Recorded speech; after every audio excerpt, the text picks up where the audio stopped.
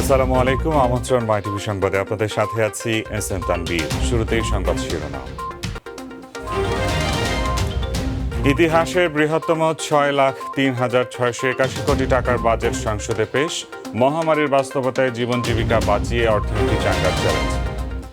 দাম বাড়বে বিদেশি মোবাইল, মদ, বিয়ার, সিগারেট ও প্রসাধনীর। কমবে করোনা কিট, স্বাস্থ্য সুরক্ষা সামগ্রী ও হাইব্রিড গাড়ির। গতানুগতিক বাজেট, স্বজন তোষণীর মূল লক্ষ্য, দাবি আমির খসরুর। আন্দাজে করা বাজেট বাস্তবায়নযোগ্য নয়, বলছেন জিএম কাদের। কল্যাণমুখী হলেও বাজেট বাস্তবায়নই চ্যালেঞ্জ, বলছে বিসিসিআই। স্বাস্থ্য খাতে কাঙ্ক্ষিত বরাদ্দ হয়নি, প্রবৃদ্ধি বাস্তবসম্মত নয়, দাবি সিপিডির। শুনলেন শিরোনাম, এবারে বিস্তারিত। এই বাজেট প্রসঙ্গ।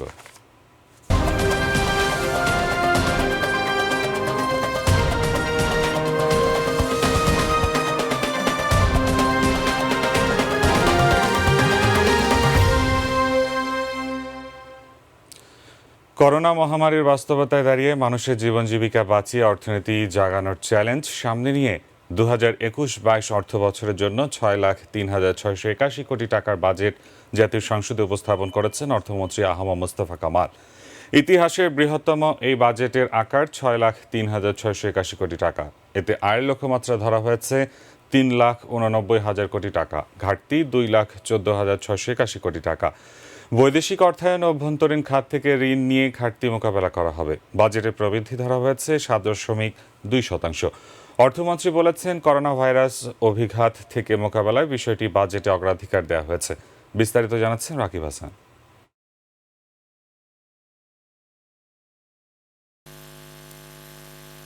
করোনার সংক্রমণ এড়াতে স্বাস্থ্যবিধির কড়াকড়ির মধ্যে শুরু হয়েছে বাজেট অধিবেশন কক্ষে মুখে মাস্ক আর হাতে গ্লাভস পরে সংসদ সদস্যরা বসেন দূরত্ব বজায় রেখে। স্পিকার ডক্টর শিরিন শারমিন চৌধুরীর সভাপতিত্বে এবং প্রধানমন্ত্রী শেখ হাসিনার উপস্থিতিতে দেশের ৫০তম আওয়ামী লীগ সরকারের ২১তম এবং অর্থমন্ত্রী হিসেবে নিজের তৃতীয় বাজেট উত্থাপন করেন আহমদ মোস্তফা কামাল। 2020-2021 অর্থ বছরের সম্পূরক বাজেট এবং 2021-2022 অর্থ বছরের প্রস্তাবিত বাজেট এই মহান সংসদে উপস্থাপন করছি।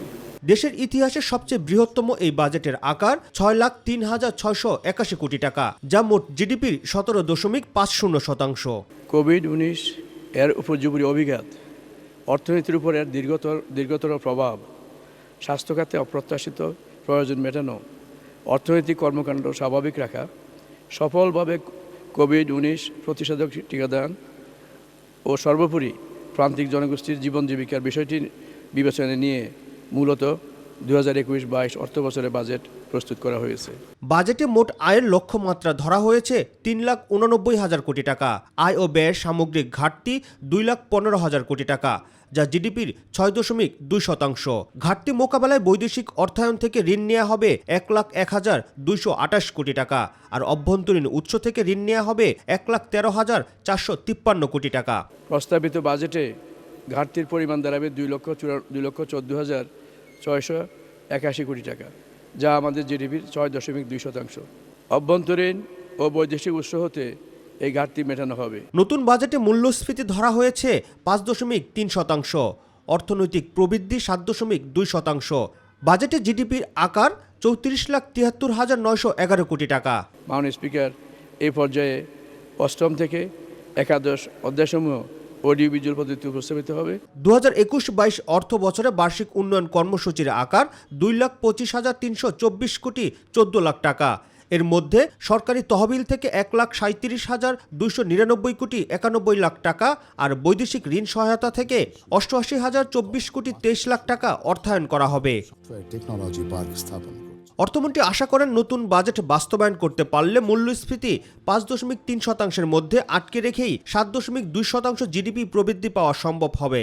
আমাদের 2030, 2031, 2041, 2100 সাল সহ সকল স্বপ্নের বাস্তবায়ন এবং এরপর আমাদের প্রিয় মাতৃভূমি, জাতির পিতার তুলিতে আঁকা স্বপ্ন সোনার বাংলাদেশ বাস্তবায়নের পথে এগিয়ে যাবে অনেক দূর, বহুদূর নিরন্তর। সংসদে বাজেট উপস্থাপনের আগে দুপুরে প্রধানমন্ত্রী শেখ হাসিনার সভাপতিত্বে মন্ত্রিসভার বিশেষ বৈঠকে 2021-22 অর্থ বছরের প্রস্তাবিত বাজেট অনুমোদন দেয়া হয়। পরে রাষ্ট্রপতি মোহাম্মদ আব্দুল হামিদের অনুমোদনের পরই তা সংসদে উপস্থাপন করেন অর্থমন্ত্রী আহম মোস্তফা কামাল। রাকিব হাসান, মাই টিভি, ঢাকা। করোনাকালীন সময়ে প্রস্তাবিত 2021-22 অর্থ বছরের বাজেটে স্বাস্থ্য খাত বেশি গুরুত্ব পেলেও সর্বোচ্চ বরাদ্দ দেওয়া হয়েছে পরিবহন ও যোগাযোগ খাতে। দ্বিতীয় স্থানে বিদ্যুৎ ও জ্বালানি খাত, তৃতীয় গৃহায়ন ও কমিউনিটি সুবিধা খাত এবং চতুর্থ স্থানে শিক্ষা খাত রয়েছে। পঞ্চম স্থানে রয়েছে স্বাস্থ্য খাত। পাশাপাশি কৃষি খাত, খাদ্য উৎপাদন, ব্যবস্থাপনা এবং কর্মসংস্থানকে অধিক গুরুত্ব দেওয়া হয়েছে। আরও জানাচ্ছেন মোবালিক করিম। করোনা মহামারীর মধ্যে নতুন অর্থবছরের জন্য জীবন ও জীবিকার প্রাধান্য আগামী বাংলাদেশ প্রতিপাদ্য বাজেটে সবচেয়ে গুরুত্ব দেওয়া হয়েছে স্বাস্থ্য খাতে। পঞ্চম বরাদ্দ দেয়া এই খাতে দেওয়া হয়েছে 17,306 কোটি 67 লাখ টাকা, 24%। স্বাস্থ্য খাত গুরুত্ব পেলেও সর্বোচ্চ বরাদ্দ 61,631 কোটি 41 লাখ টাকা বরাদ্দ দেওয়া হয়েছে পরিবহন ও যোগাযোগ খাতে। দ্বিতীয় অবস্থানে বিদ্যুৎ ও জ্বালানি খাত, বরাদ্দ দেওয়া হয়েছে 45,867 কোটি 84 লাখ টাকা। আর তৃতীয় সর্বোচ্চ বরাদ্দ গৃহায়ন ও কমিউনিটি সুবিধা খাতে 23,747 কোটি 96 লাখ টাকা। শিক্ষা খাতে এবার বরাদ্দ দেওয়া হয়েছে 23,177 কোটি 96 লাখ টাকা। আর স্থানীয় সরকার ও পণ্য উন্নয়ন খাতে 14,274 কোটি 38 লাখ টাকা বরাদ্দ দেওয়া হয়েছে। পরিবেশ, জলবায়ু পরিবর্তন এবং পানি সম্পদ খাতে 8,526 কোটি 23 লাখ টাকা, কৃষি খাতে 7,665 কোটি 37 লাখ টাকা, শিল্প ও অর্থনৈতিক সেবা খাতে 4,637 কোটি 58 লাখ টাকা এবং বিজ্ঞান ও তথ্য প্রযুক্তি খাতে 3,586 কোটি 63 লাখ টাকা বরাদ্দ ধরা হয়েছে। এডিপিতে মন্ত্রণালয় ও বিভাগ হিসেবে সর্বোচ্চ বরাদ্দ স্থানীয় সরকার বিভাগে 33,896 কোটি টাকা, সড়ক পরিবহন ও মহাসড়ক বিভাগে 8,041 কোটি টাকা, বিদ্যুৎ বিভাগে 25,348 কোটি টাকা, বিজ্ঞান ও প্রযুক্তি মন্ত্রণালয়ে 20,633 কোটি টাকা, রেলপথ মন্ত্রণালয়ে এবং স্বাস্থ্য মন্ত্রণালয়ের অধীনে স্বাস্থ্যসেবা বিভাগে 13,000 কোটি টাকা বরাদ্দ দেওয়া হয়েছে। মাধ্যমিক ও উচ্চশিক্ষা বিভাগ 11,919 কোটি টাকা, সেতু বিভাগ 9,812 কোটি টাকা, প্রাথমিক ও গণশিক্ষা মন্ত্রণালয় 8,022 কোটি টাকা এবং পানি সম্পদ মন্ত্রণালয়ে 6,870 কোটি টাকা বরাদ্দ পেয়েছে। মোবাল্লিক করিম, মাই টিভি, ঢাকা।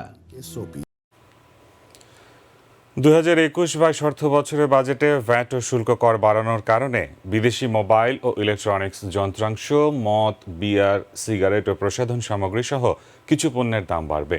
অন্যদিকে ভ্যাট, আমদানি শুল্ক ও সম্পূরক শুল্কে ছাড় দেওয়ায় করোনার কিট, স্বাস্থ্য সুরক্ষা সামগ্রী ও হাইব্রিড গাড়ি সহ বেশ কিছু পণ্যের দাম কমবে। মোবালিক করিমের আরও একটি রিপোর্ট। 2021-22 অর্থবছরে প্রস্তাবিত বাজেটে কর কাঠামোর পরিবর্তন আনার কারণে বাড়বে বেশ কিছু পণ্যের দাম। পাশাপাশি দাম কমার তালিকায়ও রয়েছে বেশ কিছু পণ্য। নতুন করে শুল্ক আরোপের ফলে আমদানিকৃত বিলাসদ্রব্য, বডি স্প্রে, প্রসাধনী, জুস, প্যাকেটজাত তরল দুধ, গুঁড়া দুধ ও দুগ্ধজাত পণ্যেরও দাম বাড়বে। অতিরিক্ত শুল্ক আরোপের কারণে দাম বাড়বে সব ধরনের তামাকজাত পণ্যের। মদ আমদানিতে অগ্রিম কর আরোপ করায় বাড়বে অ্যালকোহল জাতীয় মাদকদ্রব্যের দাম।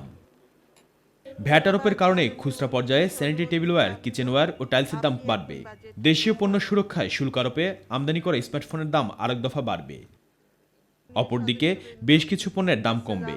আমদানিতে সম্পূর্ণ শুল্ক কমার কারণে মাইক্রোবাস ও হাইব্রিড গাড়ির দাম কমবে। অন্যদিকে লাইট ইঞ্জিনিয়ারিং খাতে আমদানি নির্ভরতা কাটিয়ে স্বয়ংসম্পূর্ণ হওয়ার জন্য শিল্প উদ্যোক্তাদের জন্য এ সেক্টরে যন্ত্রপাতির দাম কমবে। আগাম কর প্রত্যাহারের প্রস্তাব করায় দাম কমার তালিকায় যুক্ত হবে কম্পিউটার, মোবাইল, সিমেন্ট ও স্টিল শিল্প। দেশীয় ইলেকট্রনিক্স শিল্পে ভ্যাট অব্যাহতির সুবিধা অব্যাহত থাকছে। 21-22 অর্থ বছরে বিদ্যমান 22টি পাশাপাশি আইটি খাতে আরও নতুন 5টি সেবাকে কর অব্যাহতির সুবিধার আওতায় আনায় cloud service, system integration, e learning platform, ebook publication, mobile application development service ও ফ্রিল্যান্সিং সেক্টরে কম মূল্যে সেবা মিলবে। করোনা ভাইরাস মোকাবেলায় কর মওকুফ করায় দাম কমবে mask, PPE, gloves, goggles, virus শনাক্তের কিট, নানা ধরনের কেমিক্যাল ও মেডিকেল পণ্যেরও। বিশেষ কর সুবিধা দেওয়ায় হাসপাতালে আইসিইউ, সিসিইউ সহ জরুরি সেবায় ব্যবহৃত যন্ত্রাংশের দাম কমবে। এবং সর্বশেষ মোবাল্লিক করিম, মাই টিভি, ঢাকা। প্রস্তাবিত বাজেটকে গতানুগতিক অভিহিত করে বিএনপি বলেছে, এমন বাজেট দিয়ে সাধারণ জনগণকে বঞ্চিত করছে সরকার। দলটির স্থায়ী কমিটির সদস্য সাবেক বাণিজ্য মন্ত্রী আমির খসরু মাহমুদ জানান, এই বাজেট কেবল এক শ্রেণীর মানুষকে সুবিধা দেবে। বাজেটের তাৎক্ষণিক প্রতিক্রিয়ায় তিনি আরও বলেন, এর মাধ্যমে সরকারের স্বজনতোষণী মূল লক্ষ্য। এস এম আরিফের রিপোর্ট।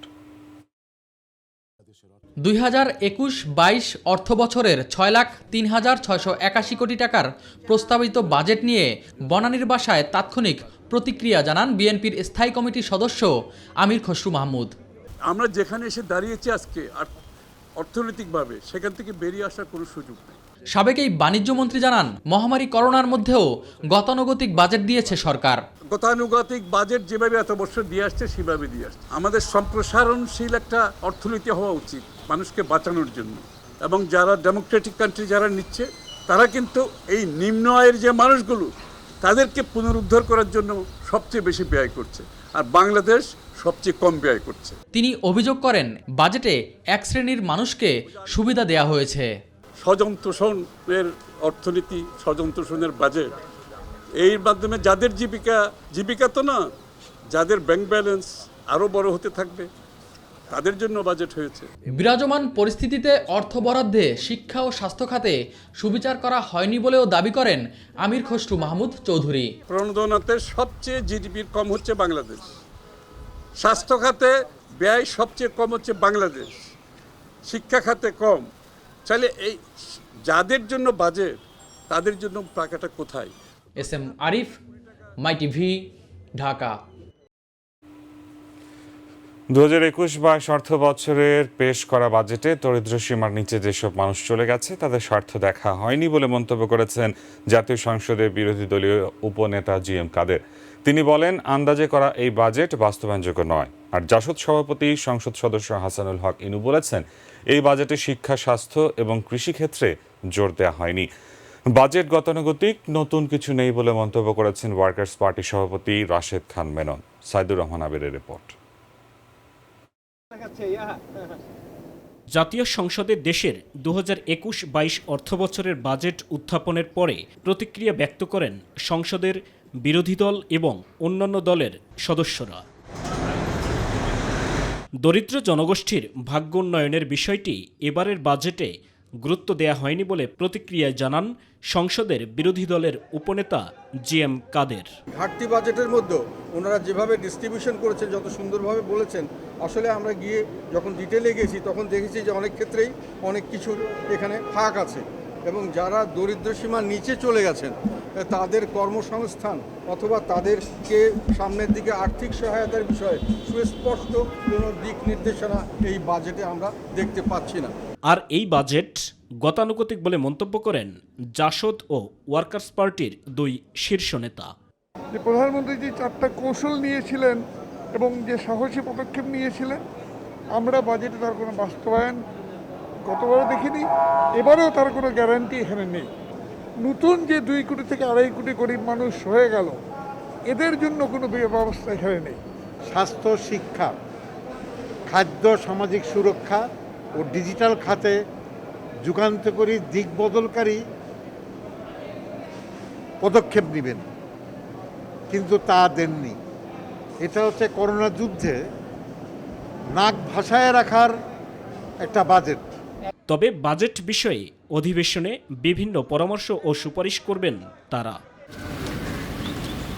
সাইদুর রহমান আবির, মাই টিভি, ঢাকা। 2021-22 অর্থ বছরের প্রস্তাবিত বাজেটকে কল্যাণমুখী ও জনবান্ধব উল্লেখ করে এর বাস্তবায়ন কঠিন বলে জানিয়েছেন এফবিসিসিআই। বিকেলে মতিঝিলের প্রতিষ্ঠানটির হলরুমে তাৎক্ষণিক বাজেট প্রতিক্রিয়ায় এমন মন্তব্য করেন এফবিসিসিআই সভাপতি মোহাম্মদ জসিমউদ্দিন। তবে বাজেটের আকার অসম্ভব নয় বলেও জানান তিনি। এস এম খোরশেদ আলমের রিপোর্ট। প্রস্তাবিত 2021-22 অর্থবছরে ঘোষিত বাজেটের তাৎক্ষণিক প্রতিক্রিয়া জানাতে সংবাদ সম্মেলন করে এফবিসিসিআই।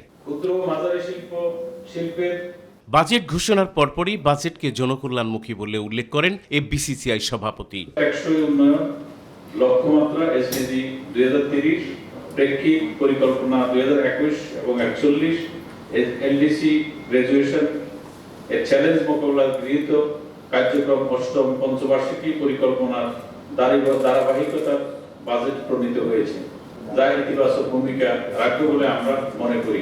তবে এই বাজেট বাস্তবায়ন চ্যালেঞ্জ বলে মনে করেন তিনি। আমরা বাজেটের যে আমরা অ্যালোকেশনগুলি দিই, অ্যালোকেশনগুলি আমাদের সক্ষমতা বাড়ানো দরকার ইমপ্লিমেন্টেশনে, যেটা আমরা অনেকদিন থেকে বুঝছি। যেমন স্বাস্থ্য খাতে অনেক অ্যালোকেশন দিয়েছে, কিন্তু গত অ্যালোকেশন যেগুলি দিয়েছে সেগুলি কিন্তু আমরা ইমপ্লিমেন্টেশন করতে পারিনি। আমি মনে করি আমাদের একটাই বড় প্রবলেম, যেটা বড় চ্যালেঞ্জ আমাদের, সেটা হচ্ছে ইমপ্লিমেন্টেশন। বাজেট বাস্তবায়নের ক্ষেত্রে দক্ষতা, স্বচ্ছতা, জবাবদিহিতা সহ তদারকির মান উন্নয়নের সঠিক দিক নির্দেশনা ও পরিকল্পনা জরুরি বলে মনে করেন এফবিসিসিআইয়ের সভাপতি মোহাম্মদ জসিমউদ্দিন। রাজস্ব নীতিতে ধারাবাহিকতা বজায় রাখা জরুরি, যাতে বিনিয়োগকারীগণ আস্থার সঙ্গে ব্যবসা বাণিজ্য চালিয়ে যেতে পারেন। এস.এম. খুরশেদ আলম, মাই টিভি, ঢাকা। 2021-22 অর্থ বছরের প্রস্তাবিত বাজেটে নানামুখী দুর্বলতা রয়েছে এবং এটির বাস্তবায়ন চ্যালেঞ্জের মুখে ফেলবে বলে জানিয়েছে সিপিডি। তাৎক্ষণিক প্রতিক্রিয়ায় সিপিডি নির্বাহী পরিচালক ফাহমিদা খাতুন বলেন, করোনা মহামারীর এ সময়ে স্বাস্থ্য খাতে কাঙ্ক্ষিত বরাদ্দ দেওয়া হয়নি। প্রবৃদ্ধির লক্ষ্যমাত্রাও বাস্তবায়নযোগ্য নয় বলে মনে করেন তিনি। বিস্তারিত ড্যানি ত্রঙের রিপোর্টে।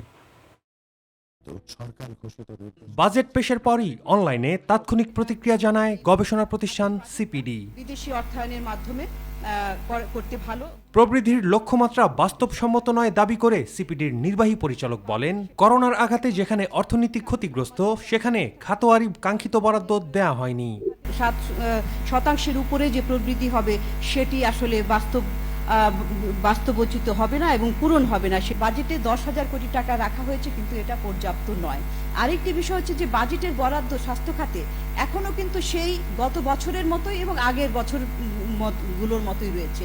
গত 2020-21 অর্থ বছরে জিডিপির 0.83% ছিল, এই বছরেও কিন্তু 0.83% রয়েছে। অর্থাৎ কিনা যখন আমাদের সবচাইতে বেশি প্রয়োজন স্বাস্থ্য খাতে বরাদ্দ দেওয়া, স্বাস্থ্য খাতের একদিকে কোভিডকে মোকাবেলা করা, কোভিডের টিকাদান কর্মসূচির জন্য, অন্যদিকে হাসপাতালের বেড, আইসিইউ, অক্সিজেন, টেস্টিং ইত্যাদির জন্য এবং মানব সম্পদ, ডাক্তার, নার্স, স্বাস্থ্যকর্মী ইত্যাদির জন্য কিন্তু বরাদ্দ প্রয়োজন ছিল।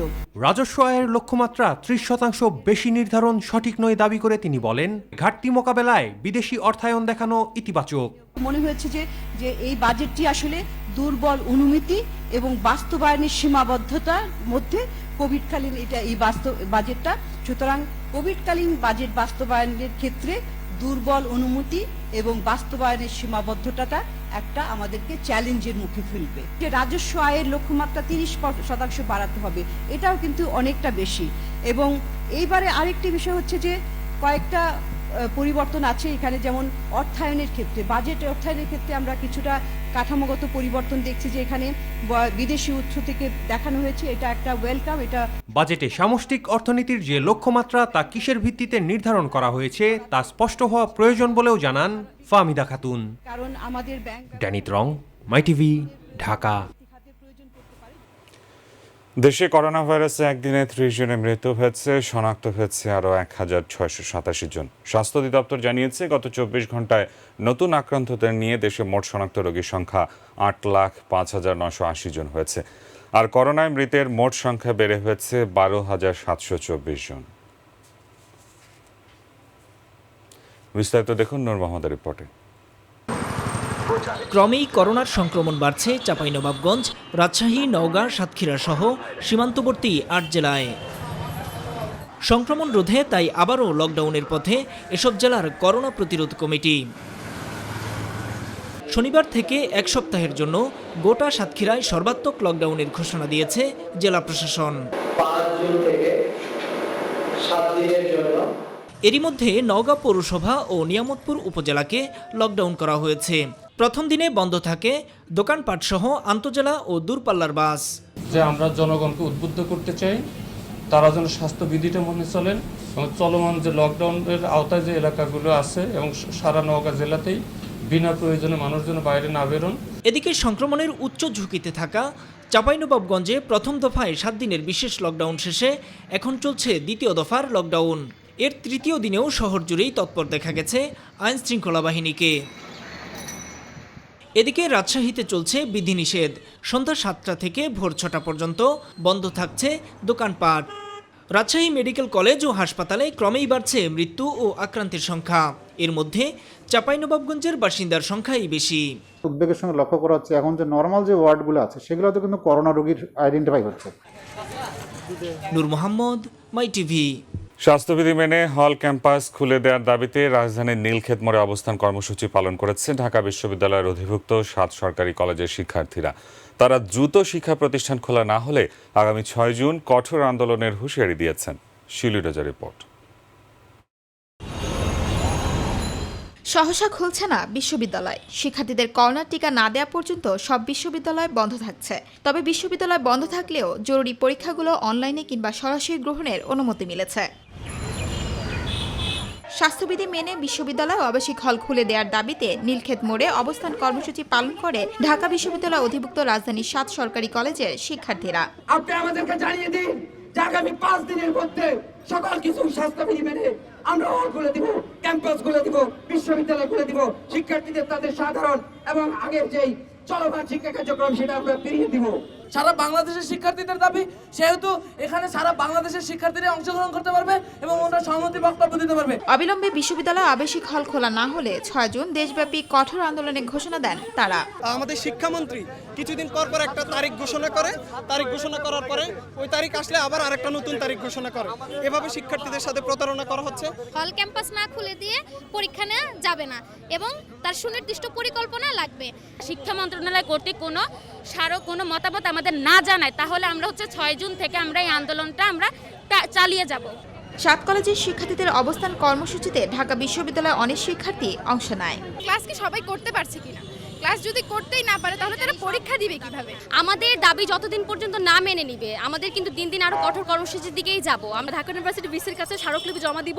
সেক্ষেত্রে যদি কোনো পজিটিভ সিদ্ধান্ত না আসে তাহলে আমরা কর্মসূচি আমরা জানিয়ে দেবো আপনাদের। তারা গার্মেন্টস খুলে দিয়েছে, মার্কেট চলছে, সবকিছুই চলছে, কিন্তু শিক্ষা ব্যবস্থাকে তারা বন্ধ করে রেখেছে।